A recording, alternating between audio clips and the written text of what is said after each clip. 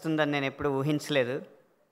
'I' సినిమాలో పాట రాయడం ఒక అద్భుతమైన అవకాశం అయితే, ఆ పాటల విడుదలకి మొట్టమొదటి ప్రసంగం చేయడం అనేది నేను ఊహించని అదృష్టం.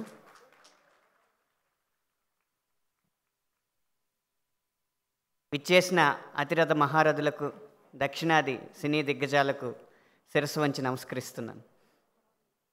ఏ వ్యక్తి అయినా ఒక శిఖరాన్ని అధిరోహించాడంటే అది చాలా గొప్ప విషయంగా అందరం మనం ప్రశంసిస్తూ ఉంటాం. కానీ ఒక అదృష్టం ఉన్న వ్యక్తి మాత్రమే ఒకే సమయంలో 2 శిఖరాలను ఒకే సమయంలో అధిరోహించగలడు. ఆ అదృష్టం ఈరోజు మా సాహితీవేత్తలకు, ఈ సినిమాకి సాహిత్యం అందించిన మా పాటల రచయితకు దక్కింది. అదే ఒక శిఖరం హిమవత్ శిఖరం ఏఆర్ రెహమాన్ గారు, ఒక శిఖరం మేరు నగ శిఖరం శంకర్ గారు. ఒక్క పాట ద్వారా ఈ 2 శిఖరాలను అధిరోహించి మా విజయాన్ని చాటుకునే అదృష్టం మాకు లభించింది.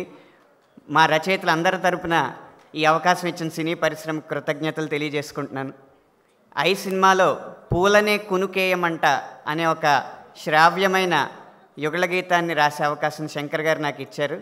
ఈ అవకాశం ఇచ్చినందుకు వారికి, దానికి సంగీతం అందజేసినందుకు రెహమాన్ గారికి నా మనస్పూర్వకమైన ధన్యవాదాలు తెలియజేసుకుంటూ విరమిస్తున్నాను.